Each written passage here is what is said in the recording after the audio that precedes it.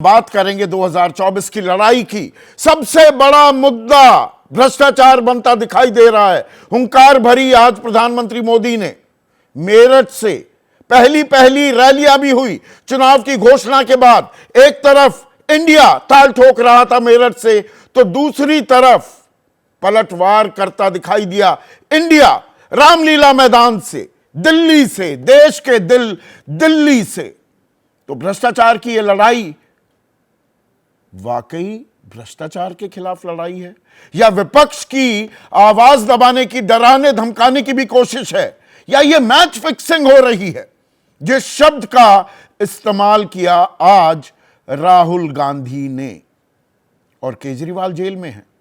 Kejriwal unlikely mascot भी बनते दिखाई दे रहे हैं विपक्षी खेमे के, और सबसे ज्यादा समर्थन उनको मिलता दिख रहा है कांग्रेस से, जिसके साथ सालों से उनका 36 का आंकड़ा रहा।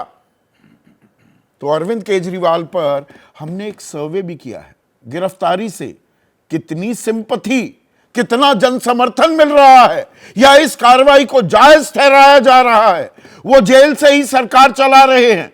ये खेल वाजिब है या गैर वाजिब है? नौटंकी भी हो रही है। अखिल भारतीय स्तर पर भी हमने लोगों की राय ली, और दिल्ली वासियों के मन की बात भी, उसकी था भी लेने की हमने कोशिश की है। लेकिन पहले प्रधानमंत्री मोदी की बात। आज मेरठ में थे, बाकायदा चुनावी प्रचार अब शुरू हो गया है। उनके साथ उत्तर प्रदेश के मुख्यमंत्री योगी आदित्यनाथ, अनुप्रिया पटेल, जयंत चौधरी, उनके घटक के लोग थे। तो प्रधानमंत्री मोदी ने क्या कहा? मोदी की गारंटी है, गारंटी शब्द फिर से इस्तेमाल करते दिखाई दिए प्रधानमंत्री मोदी। भ्रष्टाचार हटाओ, वो कहते हैं भ्रष्टाचार बचाओ, फैसला आपको करना है। कि कहीं बिस्तर, कहीं दीवारों से नोटों के ढेर निकल रहे हैं, वॉशिंग मशीन से ढेर निकल रहे हैं, और मैं पीछे हटने वाला नहीं हूं।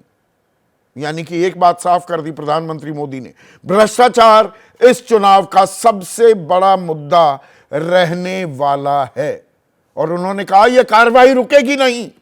यानी कि अभी विपक्ष जो आरोप लगा रहा है कि हमारे ही नेताओं को जेल भेजना है, तो वो सिलसिला अभी खत्म नहीं होगा, वो थमेगा भी नहीं। और इसी में एक बयान राहुल गांधी का जो आज आया, उस पर निगाह डाल लेते हैं। नरेंद्र मोदी मैच फिक्सिंग से चुनाव जीतकर संविधान बदलना चाहते हैं। प्लेयर खरीदकर, कैप्टन को डराकर, अंपायर पर दबाव डालकर और ईवीएम के दम पर 400 पार का नारा लगा रहे हैं, जबकि हकीकत में सब मिलाकर भी वो 180 पार करने की हालत में नहीं है। कभी नीतीश कुमार कहते थे 200 से नीचे ला देंगे, 100 से भी नीचे ला देंगे। अभी तक कांग्रेस ये बात नहीं कह रही थी। अब बाकायदा एक तरफ प्रधानमंत्री मोदी अब की बार 400 पार, और राहुल गांधी कह रहे हैं 180 भी पार नहीं कर पाएंगे। विपक्षी खेमे के तमाम लोग आज मंच पर मौजूद थे। सोनिया गांधी, मल्लिकार्जुन खड़गे, राहुल गांधी, तेजस्वी यादव, अखिलेश यादव, फारूक अब्दुल्ला, सीताराम येचुरी, भगवंत मान, और उद्धव ठाकरे भी। उद्धव ठाकरे ने क्या कहा? देश का नारा है अब की बार बीजेपी तड़ी पार। मल्लिकार्जुन खड़गे ने कहा एक तरफ चुनाव की घोषणा, दूसरी तरफ विपक्षी सीएम को जेल में डाल दिया गया है। अखिलेश यादव ने हुंकार भरी, 400 पार नहीं 400 हार होगी। बीजेपी ब्रह्मांड की सबसे झूठी पार्टी है, और जिस आंधी की तरह आए थे मोदी, तूफान की तरह चले जाएंगे।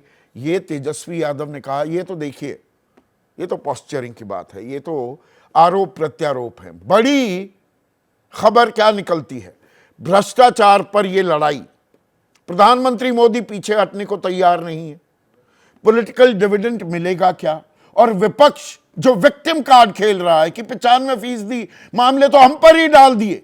शराब घोटाले में 1 रुपए की मनी ट्रेल अभी तक पकड़ में नहीं आई है, लेकिन अब मुख्यमंत्री को भी जेल में डाल दिया, हेमंत सोरेन को भी जेल में डाल दिया।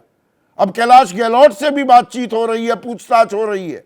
5.5 घंटे की पूछताछ की कल ईडी ने तो इसे जनता जनार्दन कैसे लेती है। और इसके लिए हमने एक सर्वे भी किया और सर्वे में 7 सवाल पूछे। और सवाल क्या, आप अरविंद केजरीवाल की गिरफ्तारी को कैसे देखते हैं? भ्रष्टाचार के कारण गिरफ्तारी, जरा आप ये फिगर्स भी चलाइए पीसीआर। 39% कह रहे हैं ये भ्रष्टाचार के कारण गिरफ्तारी हुई है, जबकि 32% कह रहे हैं मोदी की बदले की कार्रवाई। अब इसमें एक आंकड़ा और गौर कीजिएगा, तीसरा आंकड़ा, मोदी के लिए खतरा बन रहे थे। तो दूसरा और तीसरा दरअसल जोड़ा जा सकता है, तो यह आंकड़ा 51% हो जाता है। क्या केजरीवाल की गिरफ्तारी भ्रष्टाचार के खिलाफ मोदी के युद्ध का संकेत है? देश की राय 45% हां और नहीं कहने वाले 34%, दिल्ली की राय 47% हां कह रहे हैं। यह अपने आप में बड़ा इंटरेस्टिंग है। ना कहने वाले 28%। तो भ्रष्टाचार बड़ा मुद्दा बन रहा है, ये आप लोग जनता जनार्दन भी जान रही है। इसीलिए कहते हैं ना, ये पब्लिक है, आप जो हैं वो सब जानते हैं। क्या गिरफ्तारी से केजरीवाल की ईमानदार नेता वाली छवि को नुकसान पहुंचा? हां कहने वाले 51% हैं, ना कहने वाले 34%। साथ में दिल्ली का आंकड़ा आप देख ही सकते हैं। जबकि गिरफ्तारी के बाद अरविंद केजरीवाल को क्या करना चाहिए? इस्तीफा दे दें मुख्यमंत्री पद से। हां कहने वाले या ऐसा कहने वाले 44%, जबकि जेल से सरकार चलाएं ये 48% है। ये देश की राय है। दिल्ली में उलट है, इस्तीफा देने वालों की तादाद ज्यादा और जेल से सरकार चलाएं उनकी तादाद कम। केजरीवाल की गिरफ्तारी से किसे फायदा होगा? आप इंडिया को सहानुभूति मिलेगी 39%, जबकि करप्शन के खिलाफ मोदी को समर्थन 42% लोग कह रहे हैं। देश की राय है। अब यहां पर थोड़ा कहानी में ट्विस्ट आता है। छठा सवाल, क्या मोदी सरकार विपक्ष के खिलाफ केंद्रीय एजेंसियों का इस्तेमाल कर रही है? हां कहने वाले 39%, नहीं कहने वाले 36%। देखिए, यह भी लोग मान रहे हैं कि एजेंसियों का इस्तेमाल हो रहा है। विजय, देखिए बड़ा दिलचस्प है। और क्या केजरीवाल सोरेन की गिरफ्तारी से मोदी ने इंडिया को एक बड़ा मुद्दा दे दिया है? यहां हां कहने वाले 52%, नहीं कहने वाले 30%।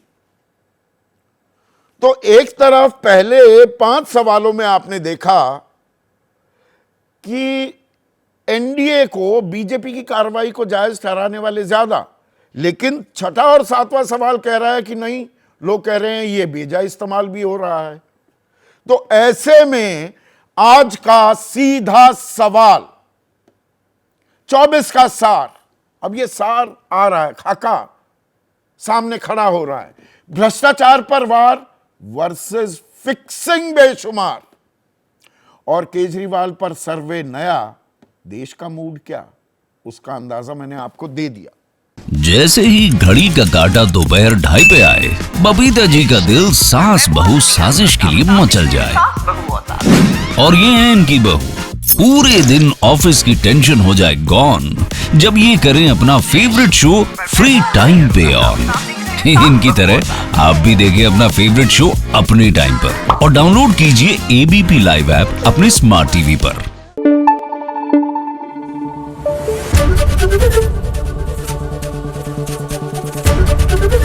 एबीपी न्यूज आपको रखे आगे।